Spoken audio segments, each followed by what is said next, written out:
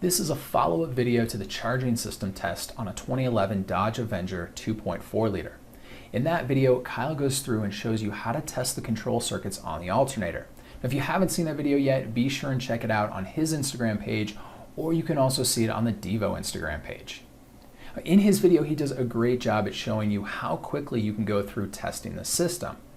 But for those of you that are new to DYVO, or if you're just starting out in the field, I want to explain in more detail the tests he's performing, where his connections are when looking at a wiring diagram, and some of the theory and operation behind these tests.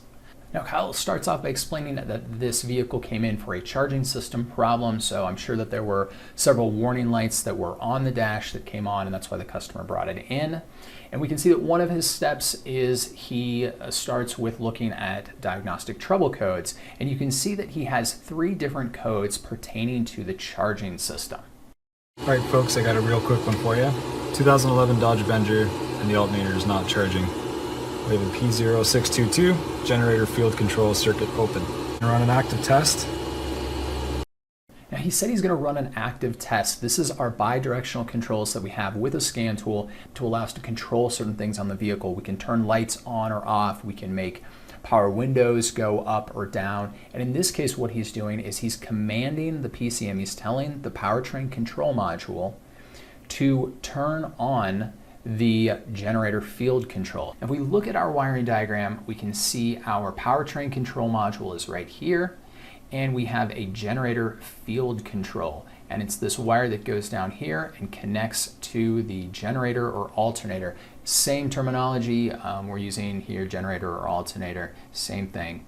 Now, inside the PCM is a high side driver.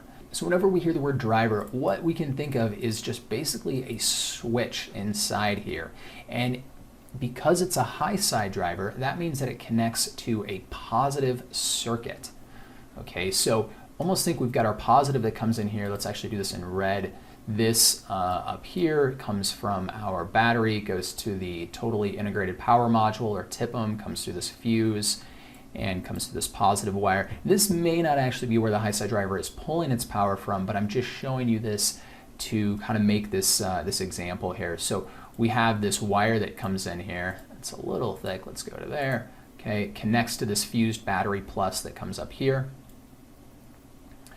Right here goes to this, and then it goes to basically think of this like a switch.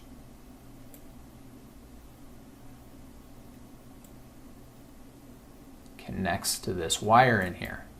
And what happens is this switch, let's actually put a little circle right there, a little circle right here, so we kind of understand that that's a switch. This switch hinges, right, and it closes and it makes these contacts right here. I can put another little dot right there to show that that hinges. So this switch closes. This is our high side driver. So what the PCM is doing is that it's closing this switch in here, which is truly a transistor, and it's closing that in here, providing power through this wire, closing it down here, and through the wire here to turn on the generator field control. So inside the generator, we have a field wire.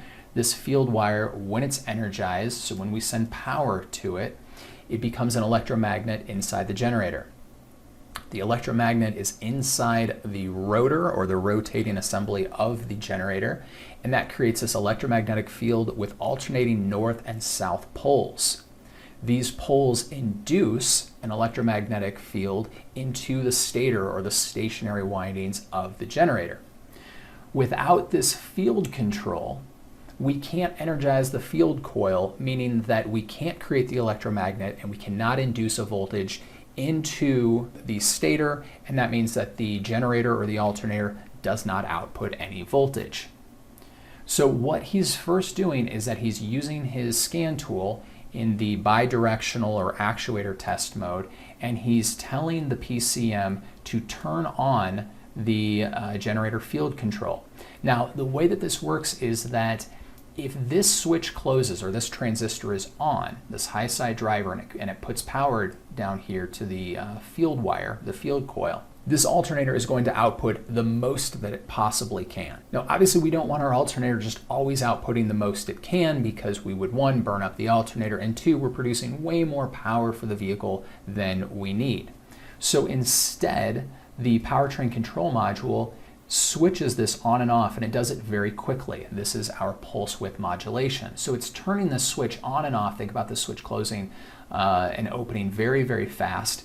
And what it's doing is it's averaging the voltage that comes to the generator. The more time that it's closed and on, so the more on time we have, the more power we're going to get out of the generator.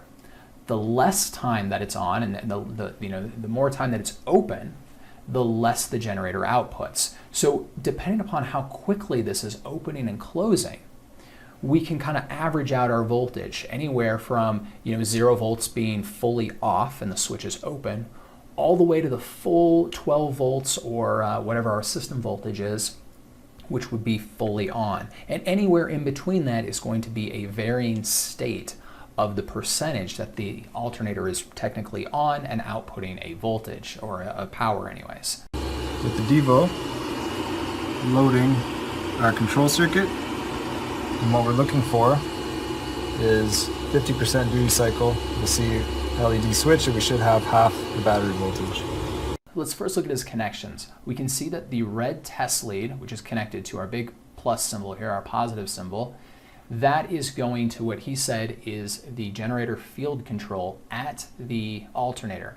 So he can, if you saw in the video, his connection was unplugged. I can't really show that right here, but let's go ahead and draw in our test lead. So let's continue this red test lead. It has connected here, and it goes down, and it's going to this wire right here, just remembering that it's unplugged. Now you can see here that he is in load mode, so we have DYVO loaded, and he's also in voltage available. I don't have that on the screen here, it shows voltage loss, but we can see that he is in the voltage available mode. He just said that he's going to command the PCM using the scan tool at a 50% duty cycle, so a 50% on time. Well, if our battery voltage is roughly around 12 volts, half of that, or 50%, would be 6 volts. And we can see that he actually is 13.17, so truthfully, if we take 13.17 and we divide that by 2, we should be seeing roughly 6.5 volts. So that's what the number that we're looking for here. That would tell us that the PCM is able to control this at a 50% duty cycle. It also would tell us the integrity of this wire here, making sure that there's not an issue in the wire that is shorted to power or shorted to ground or open or doesn't have high resistance.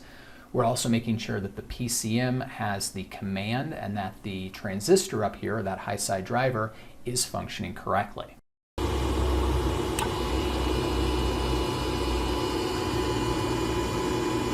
So what this tells us is that the PCM can actually control the alternator, and it's making it to the alternator down there. All right, so let's back up just really quick here. So he just told us, yep, exactly what we know, and let's look at that voltage here, 13.08. That should be roughly around 6.5. Okay, so it's commanding just a little bit more, but that's where that voltage is coming from. That's roughly about half of it.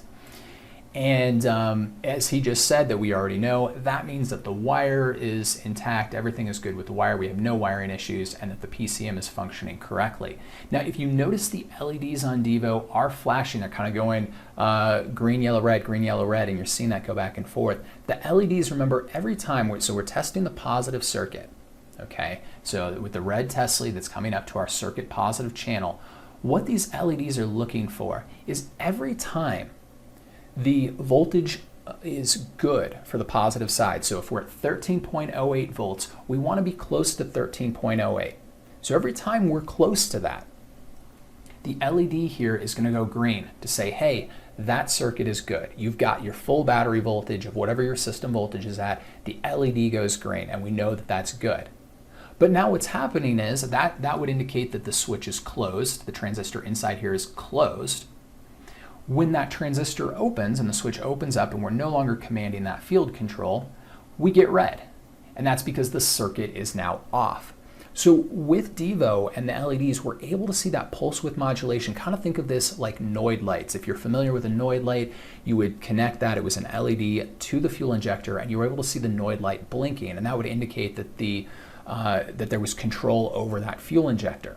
We're doing the same thing here, but this is a more advanced Noid light, because a Noid light is going to flicker simply when there's a slight difference of voltage. And just being an LED, it's going to flash even if you have some resistance in the circuits.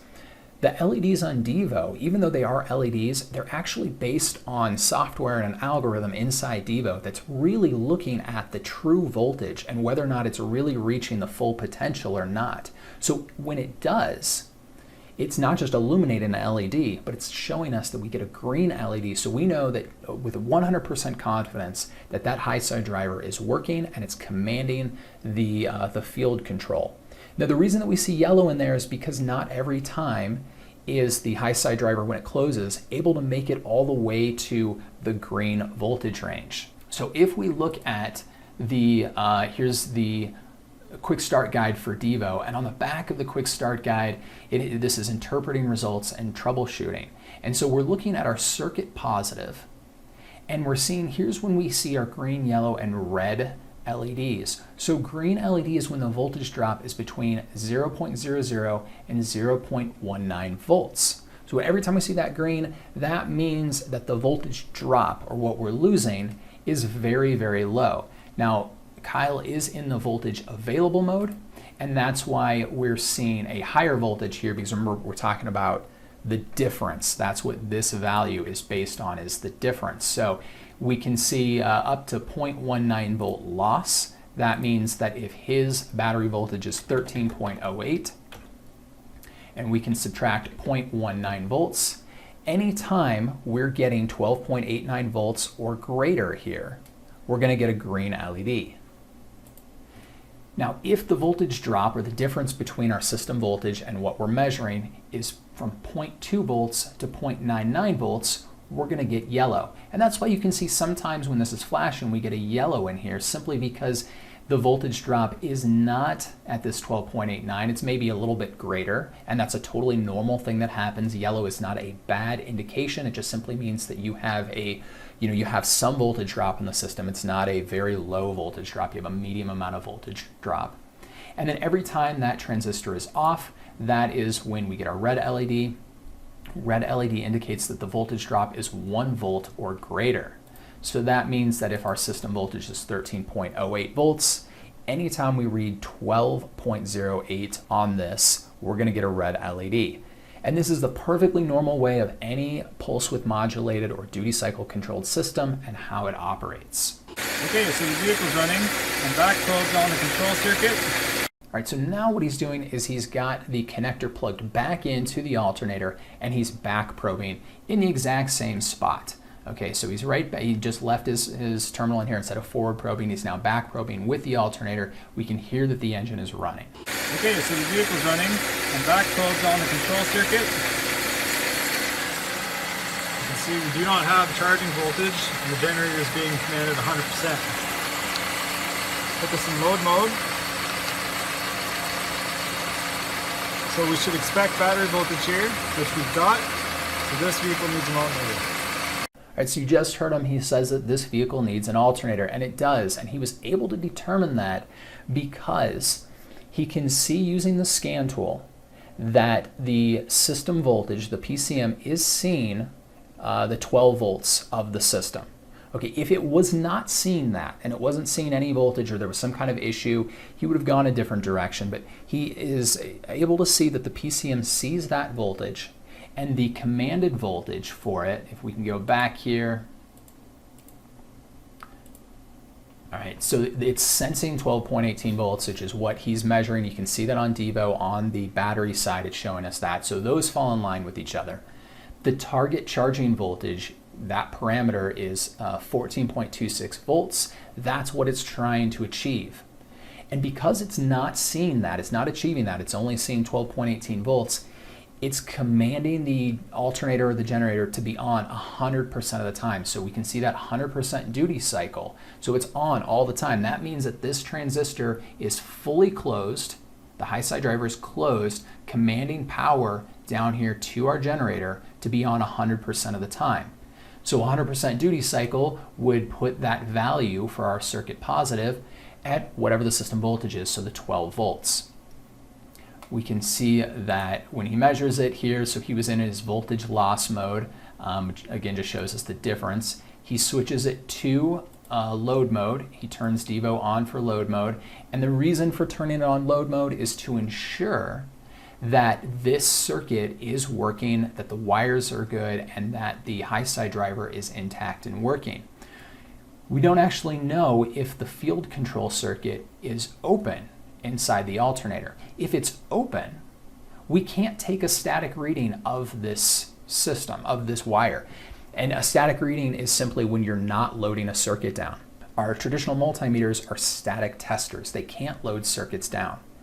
In this case, we can't physically see the field control, the field windings in here. We don't know if they're intact. So because we don't know if they're intact, you cannot just use a multimeter in this case because it's a static tester and connect it the same way. Because we don't know if the field control is loading the circuit down, you could have an issue in this circuit and the multimeter would still show you a good 12 volts. This is where DYVO is coming in. He's putting it in load mode to make sure that even if that field circuit is open, DYVO is going to load that circuit down and take the place of that. So we can make sure we get a good reading through the high side driver and the wire all the way to the alternator. You can also see here that the voltage is 11.93, and that is the voltage available. If we subtract the difference between 12.07 volts measured at the battery and the 11.93 that he's getting at the alternator, we can see that that's a 0.14 volt difference, and that is within our green LED range. That's why we're seeing a green LED. Now you are also seeing a little bit of yellow because sometimes this, as you know, as it's loading the circuit down and it's, you know, the vehicle is running, the battery is fluctuating, all of these things, it goes a little bit above that threshold, the 0.19 volts. It'll go just a little bit above that, and that's where we get that yellow LED. But we can see that the PCM is commanding this 100% of the time, trying to get this alternator to work, and it's simply not getting any response from the alternator. And that's how Kyle is able to determine that this vehicle needs a new alternator. So we should expect battery voltage here, which we've got. So this vehicle needs an alternator. All right, so now I'm on the sense wire. And the sense wire is... Okay, so we can see here that he is connected, as he said, to the sense wire. That is this circuit right here. So this alternator uses two circuits. It uses the field control from the PCM to command the alternator on, and then the PCM looks at the generator sense, or the sense wire coming back. So now he has taken his test lead. It's still back probed and plugged in to the alternator so he can get a good reading. This is how his connection is. To ensure that the main battery positive cable to the alternator is connected, and there's a resistor between the two. So you should expect 3.5 volts less on the sense wire. Using the DYVO, you can see. All right, so what he just said is that internally there is a resistor inside this alternator. And what it's doing is it's connecting the B plus over here to the sense circuit. That is my really bad resistor. All right, it bridges those inside there. And that's because this is the output of the alternator, and so it's able to look at that voltage and see what it is. Now, the spec on this resistor, Dodge, Jeep, Chrysler, they've used this design for many, many years of this two-wire system and the control in here. I don't think I've ever seen a specification on that resistance value. I have measured it, and at one point I remember I had one that was 2.4 thousand ohms. Okay, so that was the resistance of that particular resistor. That does not mean that's what every resistor inside those alternators are. They may vary those. So what he just said is that you're going to see a voltage drop, and that's because the alternator is outputting on this B+. We can see it goes to the starter and then back to the battery. But inside here, it's going across this resistor, and then it's coming up to the on this voltage sense that's then coming into the PCM. And inside the PCM, we actually have another resistor. It comes up here, and we've got another resistor right here.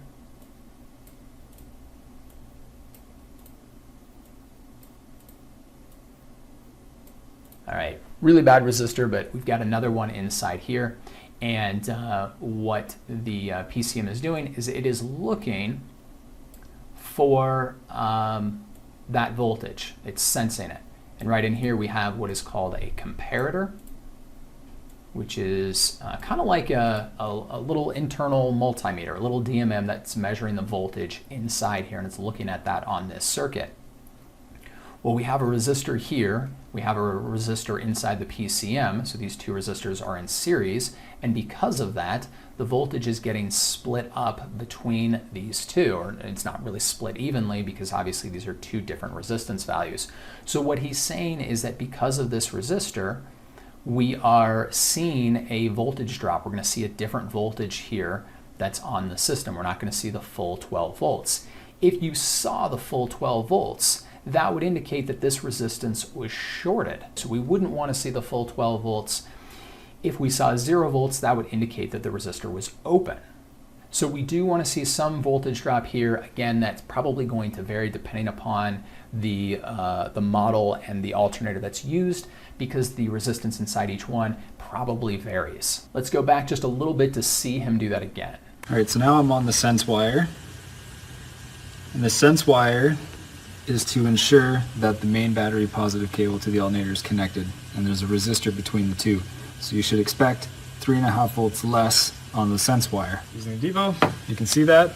This is the voltage available. You can see our voltage loss, and we're relatively close to 3.5 volts. All right, so we can see at the end that he did take DYVO out of load mode, and that is because we really don't need to load this circuit down. This is not a high current carrying circuit. It is really just to monitor the voltage that's coming through here. So that's the reason he took it out of load mode. Very good decision to do that. And he's just simply switching between the voltage available or the voltage loss, and that's just personal preference. So we can see here, a lot of people I think get confused on this. So let me just show you, if his battery voltage is 12.25 volts, and we can see his voltage available is 9.2 volts, that loss or difference is 3.05 volts. And if I can go, yep, so we go right there, 3.04, there's a little bit of rounding in there, so that's why it's not dead even.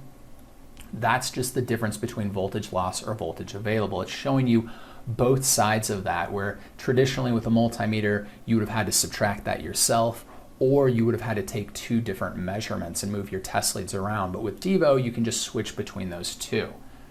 You could also have taken the 12.25 and subtracted your loss to get you 9.21 volts. And again, we can see, yep, your 9.21 volts. The last thing I want to point out is that in the description and operation of the charging system for this vehicle, here's a nice topographical view, and we can see component number 6 is the generator and component 7 is the resistor, and we can see that resistor in here connecting the main B+ cable to the battery sense that goes up here to the PCM. Now it does note in here that it is a direct connection, meaning that there's no resistor on the PT models. So you may, depending upon what you have, you may not have a resistor in there, and there may be a direct connection. It's always important to look at the specific vehicle you are working on and that model to determine the exact specifications for it. I also want to point out that on this topographical view, which is really nice to see, we have our PCM. This is our gateway module, or the TIPM, which is the totally integrated power module. If you notice, the TIPM is connected to the B+ circuit on the battery, and then there's a connection between the TIPM and the PCM. Now, number 3 here is that connection, and it does say battery sense input. I haven't looked at the wiring diagram to know if this is a dedicated wire or if this is simply communicated over the bus network. But either way, when you read the description and operation, what it tells you is that the TIPM is looking at the positive side of the battery, the voltage there. It's sending that information to the PCM. So the PCM is looking at that in addition to looking at the B+ sense from the charging system. So it's taking in both that signal and the signal from the TIPM in order to make the decision. The service information also tells us that the PCM is the electronic voltage regulator, and it does it through software. So if you remember many years ago, in fact decades ago, Alternators had external voltage regulators, which was an actual separate device that regulated the voltage out of the alternator. There was then a transition to move the voltage regulator internal to the alternator. So the alternators then became self-regulating. And now we typically use control modules that use software to regulate the voltage. And that is the wire right here, number 1, which is the field control circuit, and that's the one that's the pulse width modulated. So according to the software in here, based upon the inputs that the PCM is receiving, that's how much it's going to command that high side driver to close that switch to charge or to energize the field control circuit that then gives the output of the alternator. Now, if you're not following Kyle yet, be sure and do that right now, because he posts tons of great content on diagnosing and how to up your game and become a better technician. Also, make sure and follow DYVO, as we've got so much new content that is in the works and coming out soon. Thanks for watching.